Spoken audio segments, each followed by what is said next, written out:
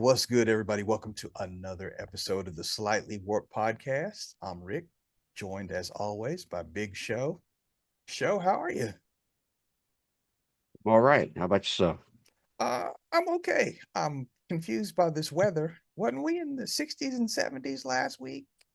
Now We it's were. like under 50 and the wind is blowing and it's sprinkling out. And I'm getting tired of this.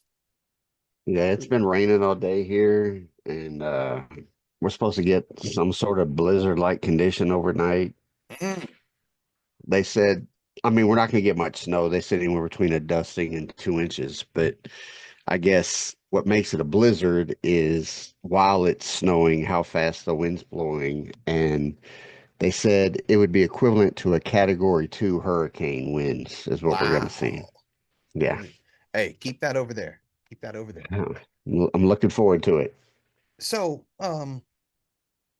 it's been a couple weeks since we did our last episode. It has. Yeah, I believe it was before the Super Bowl, wasn't it? Or was it after the Super Bowl? it was It right was after the the Super week. Bowl. It was right after the Super Bowl. Yeah, yeah, we did convene right after the Super Bowl, but that was the last time. And we promised everybody when we got back it was going to be a true crime Thursday. So I got some double good news for everybody. First things first, we are still going to talk about In Cold Blood, the book by Truman Capote, based on the Clutter Family Murders, because I want to talk about those murders. Now, I think you had mentioned when we brung it up, uh, you were talking about the what was that family or not family? Let's see if I have it here. I probably don't, but it'll come back to me here. But it was mentioned also in the book, and I thought, hey, we might want to bring that up next week because I was really interested in that just by going through the book about the Clutter family. So perhaps it'll come back to me. We'll get there, but on this particular episode, this part here talking about the Clutter family, and I want to let everybody know because a lot of people have heard of Truman Capote. He's an author, and this is a nonfiction work. This really happened.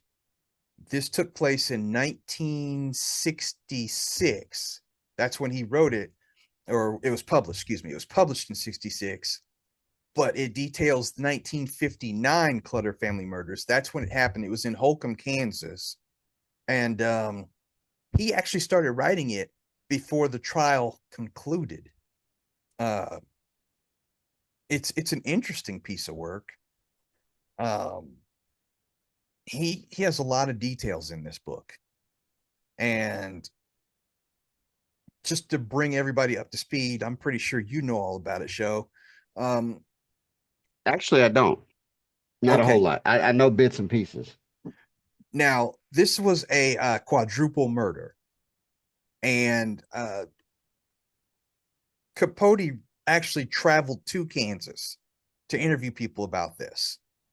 And the killers was Richard Hickok and Perry Smith. Uh, they weren't arrested until 6 weeks after the murders. So a lot had happened within that 6 weeks. But right after that, Capote had went to Kansas. I don't know. It never says why he became so interested in it, but his writing has made this one of the best selling true crime novels ever. Um, it's second only to Helter Skelter. And if you guys have followed the podcast, we have talked Charlie Manson in previous episodes, and I will actually click a link for all you YouTube fans out there if you want to watch that episode. But behind Helter Skelter, in Cold Blood is one of the best true crime novels. And just to talk about it here, Herbert Clutter, he was a farmer in Holcomb, Kansas. He was very prosperous, and he employed as many as 18 farmhands at a time. Everybody admired him and respected him in the town. They said he was very fair. He was very good to people as far as wages and treatment. He had two older daughters, Ivana and Beverly. Now they had moved out to start their adult lives, but he had two younger children, Nancy, who was 16, and his son Kenyon, who was 15. They were still in high school. And Clutter's wife Bonnie, who had it was reported and it's debated whether she was or was not, but it was reported that she was incapacitated due to clinical depression. So she was on meds because of physical ailments, and they said that she had those ailments ever since the birth of her children. Um, Now, the two ex-convicts that I mentioned earlier, Richard Hickok and Perry Smith, they robbed Herb and Bonnie. They killed Herb, Bonnie, and Nancy. And I guess what it stemmed from, those Kenyon guys, I'm sorry, what'd you say? and Kenyon. They killed the boy Yes. too. Yeah, yeah, they killed both the kids, the boy, the girl, and the husband and wife. I believe Hickok, and I'm not sure if Smith was also in prison at the time, but they had been turned on to Clutter, and it was said that he had a safe in his home, and said safe had money in it. And Hickok, I believe, had planned from the beginning, once he got out, to go there to rob them, take the money, and he was going to live out his days in Mexico with money, and yada yada yada. How I guess thieves get. They have big dreams in their head without knowing what's what. But anyway, they drove more than 400 miles across the state of Kansas on the evening of November 14th. And Hickok and Smith arrived at the Holcomb residence, uh, uh, excuse me, the Clutter residence in Holcomb, and they entered through an unlocked door, and they were looking for the safe. Apparently, they were not able to find a safe because the safe didn't really exist. It was a tall tale. But they had taken Clutter, his wife, and his two kids, and they had bound and gagged the entire family while they searched for the money.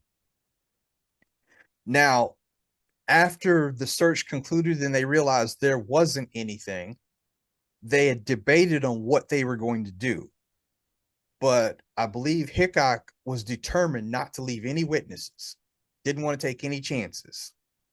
And what happened was, in a fit of rage, he slit Herb's throat and then shot him in the head.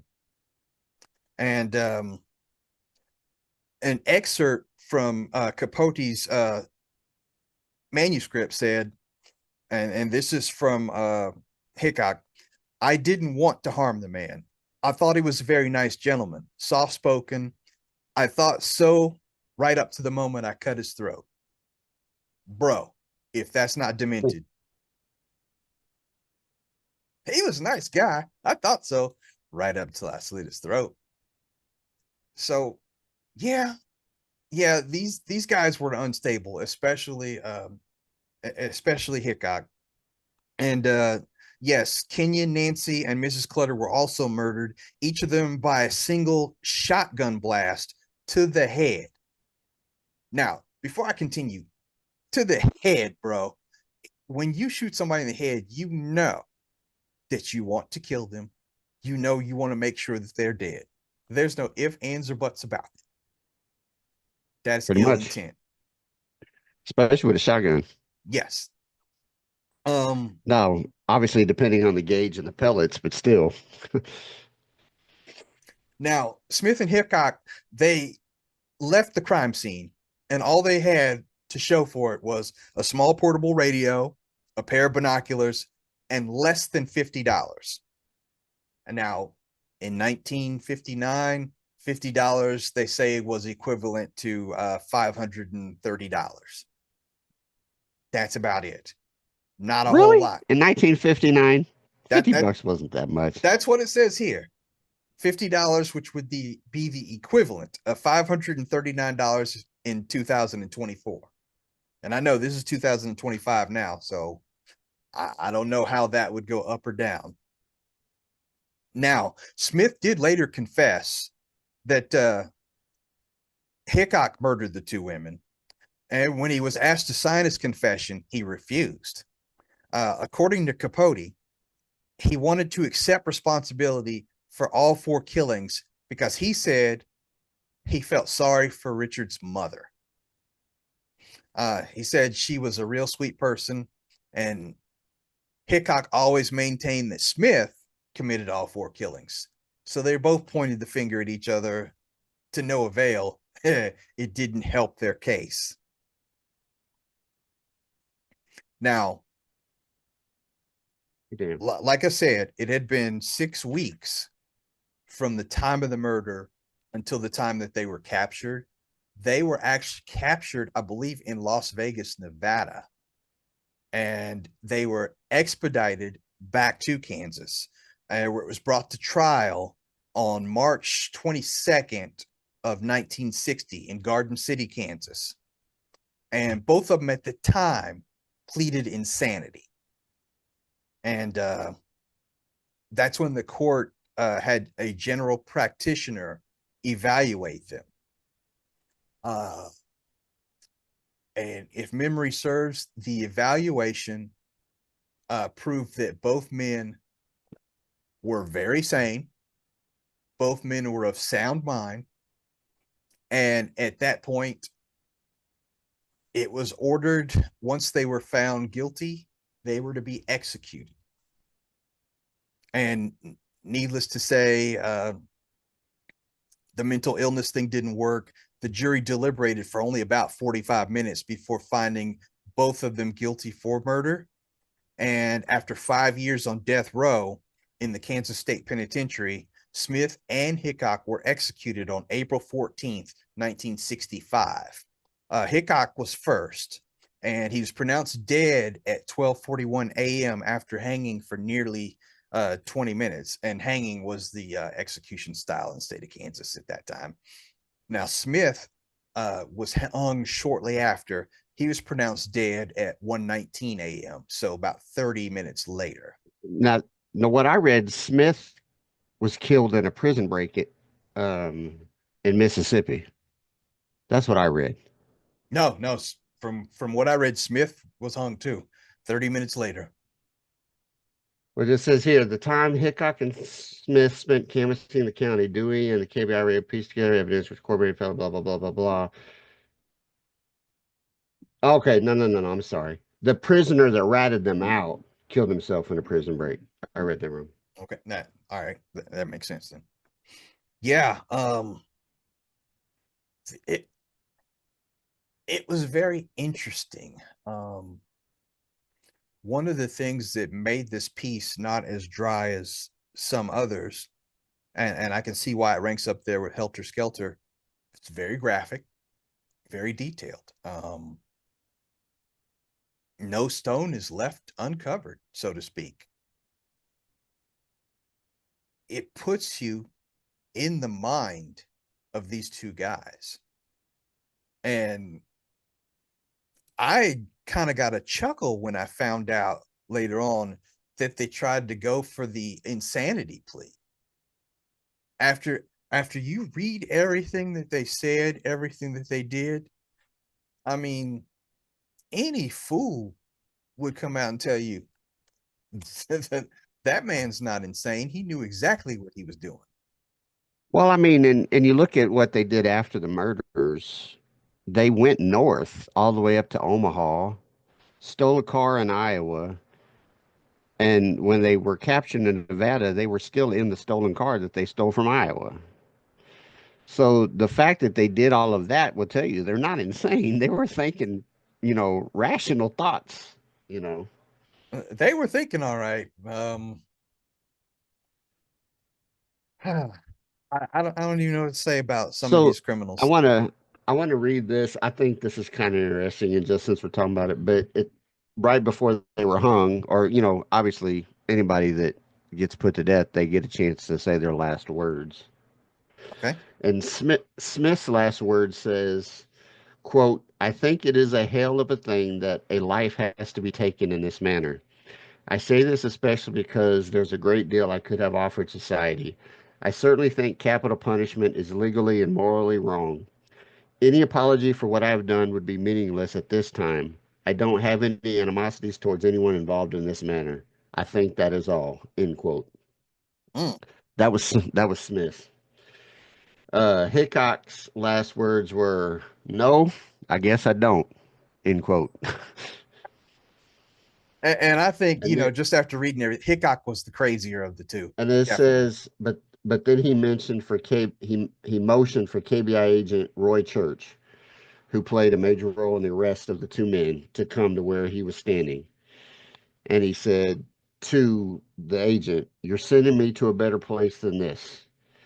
And then added that he did not bear any grudge against Church for his role in the case. He then shook the dude's hand and said goodbye. Mm. I don't know how much of that was because he was ready or how much of that was because he was still defiant, you know? Both. Probably a little bit of both. It's very interesting. Huh. Their last meal was spiced shrimp, French fries, garlic bread, ice cream, and strawberries with whipped cream. Wow, you talk about all ends of the spectrum. Hey, you know, if I was told that I would have a last meal, I'd probably do the same thing. It boggles my mind that there are people that think this way. I mean, and I let's and let's I not get think it that twisted. Everybody's done something bad at one point and or wrong and at one. pe and people still think that way today. So let's not get that twisted either. I Yeah. mean, there's still sick fuckers out there today. Oh yeah.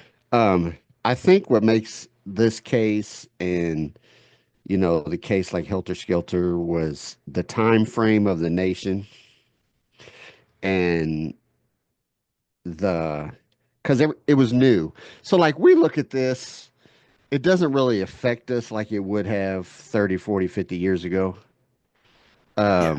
You know, to you and I, to the average person. For one, we're so desensitized with everything we see on TV. True. The things that we read, hell, we've lost people to gun violence and murder and things like that. Personally in our lives. So, um, I don't know. I think that the reason why it was, it's because, like you said, it's well written, it's very well detailed, but for the time frame that it was written, it was a big deal. Kind of like the classics, Moby Dick, Wizard of Oz, those things. Those books are still, you know, Yeah, pretty good and that reads. that is one of the things that propelled this book because what did he take 6 years to write it? So it was published in '66. In 1966 was just a way different time. Technology wasn't a thing, and the whole desensitizing thing that you mentioned, this would have been sent shockwaves through families anywhere and everywhere. Oh Nowadays, yeah. just ho hum, somebody else committed a murder, on to the next story. And, I and mean, we strive to we look for ways to. I mean, look what we're doing now at True Crime Thursday. I mean, that, that's true. we're filling an appetite for people that want to know and talk about this stuff. It was so shocking back then. It's not now. People crave for this type of information, Yeah. you and I included. I mean, all the true crime documentaries out there, all the shows, Law and Order, SVU, Criminal Minds, those things. Yeah. Yeah. they're out there for us all, and we are fascinated by it. Um, some more so than others, some for the wrong reasons. I remember when, CSI was a big thing. Crime went up in several places because people would like look at it and see how not to get caught doing something. And that was a thing in the news media. People were saying these shows like CSI are basically telling people this is what they look for, so this is what you got to avoid in order not to get caught. And that forced Law and Order to get a little bit better about how they went about their findings and everything. So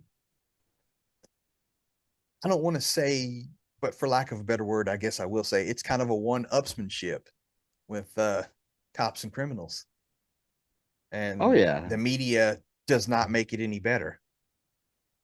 No.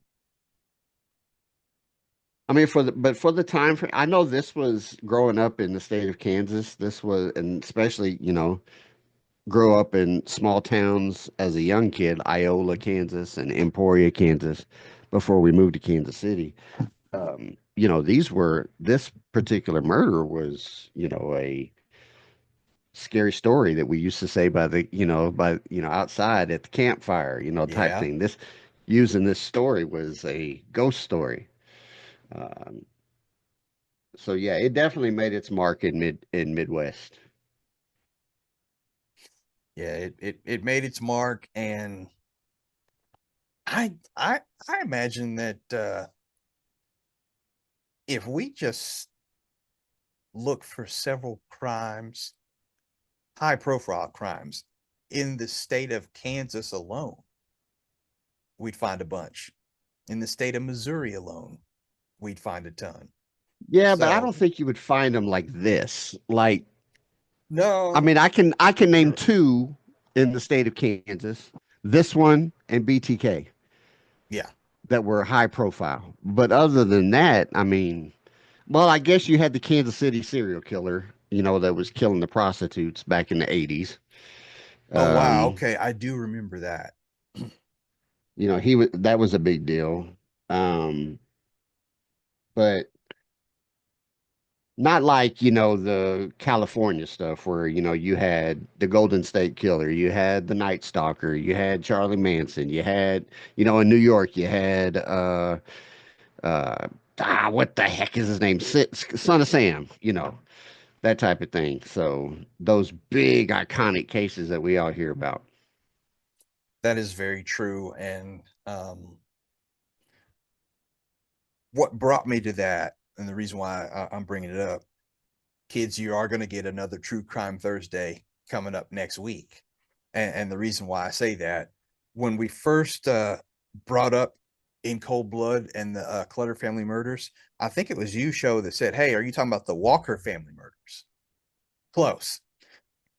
It is the one that's mentioned in Capote's book, simply because at the time it was speculated that Hickok and Smith were a part of that. I don't know if that was ever solved or not, but I wanted to talk about that next week, the Walker family murders. And we will get into that next week. And that's going to be, probably a little bit more of a debate. It's also took place in 59. Okay, And I was just about to ask what year did that take place? yeah, it took place in 1959. And um I believe her name was Christine Walker, and her husband, I forget her husband's name. But like I said, that's next week, and I won't focus too much on that.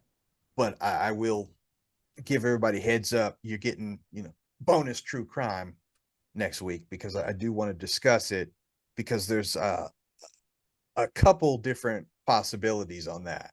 So it's one that's good for debate there. It was in Well, Osprey, Florida, by the way. It wasn't in Kansas. the one I was thinking of was one that happened in Nebraska, Okay. and I'm looking it up now. I want to say I'm trying to see what year it happened, because it wasn't very long ago, like maybe in the last 20 years. Oh, okay. But So you're talking about something that happened it in the 90s or so?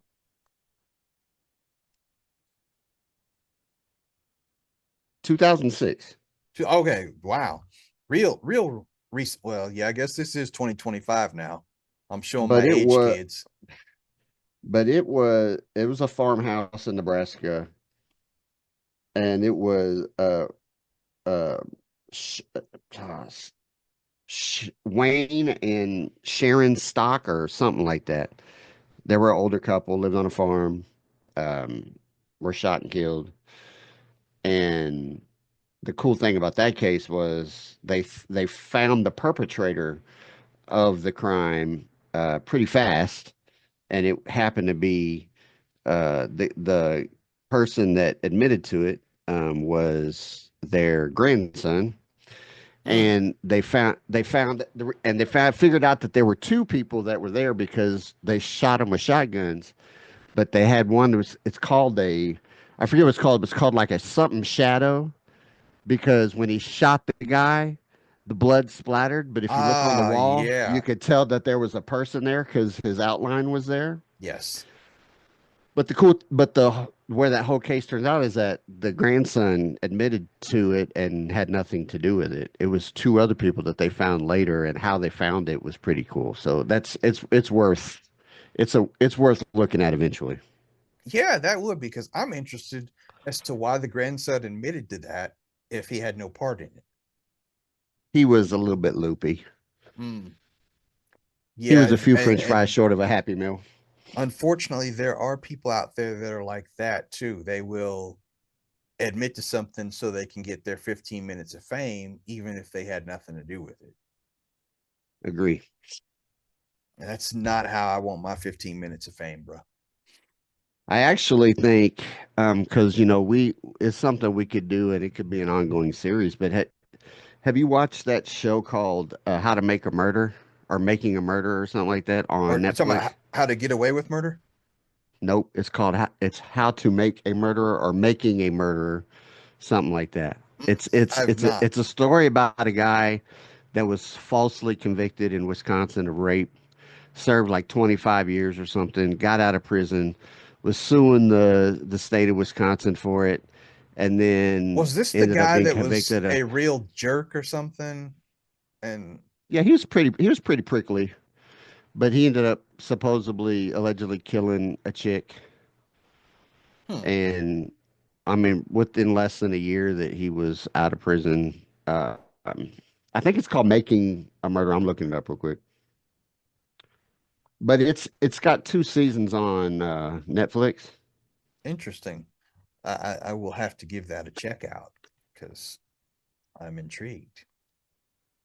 Now But that it's won't that something won't that that won't be on tonight's watch list because no episodes the making yeah, it's called Making a Murderer, okay and making it's about what's the guy's name? It's in Manitowoc County. Steve Avery is the guy's name. Stephen Avery, and yeah, the first season came out in 2015, and there's a second season that came out where he has a good defense lawyer. And then on there, who's the black chick that's political? Starts with a C. She's always debating. She's far right Democratic. Owens is her last name. I do not Candace okay. Owens. Candace I'm Owens. glad you came up with it. She has a whole series as well about so like making a murderer is trying to prove to you that Stephen Avery was falsely accused and that the police and the government did a shitty job. Mhm. Candace Owens has a whole other series that came out last year, year before last, proving that Avery was in fact guilty. And Avery's still in prison on death row to this day. He hasn't got out, but Mm. um, it's definitely worth talking about. We could have a series about it as well. Yeah, that would be. But like I said, tonight, uh, I'm watching The Devil. No, not That's Satan. right. The Daredevil, episodes one first and two two. episodes. Yeah. It's been a long time since that show. I've been waiting on it. And from what I've seen by the previews, Disney has made me proud because they did Yeah, not the previews look Disneyfy it. really well. They The did not previews Disneyfy it at all. It looks every bit like the gritty Netflix show that originated. that we hope that's what it looks like. Yes, I want to see blood. I want to hear bones crunch. I want it to be for a mature audience, not the kids. But enough said about Yes. that. We'll talk about that. But yeah, we will talk more true crime for you guys next week. And if there's a crime that you guys want us to focus on, we often have True Crime Thursdays. We try to have at least one every month. Go ahead and hit us up in the comments on whatever platform you're watching on or listening on, especially if you're on YouTube, because I check those comments all the time. And if you don't want to comment on a platform, you can email us. We've got an email, the slightly warped podcast at yahoo.com.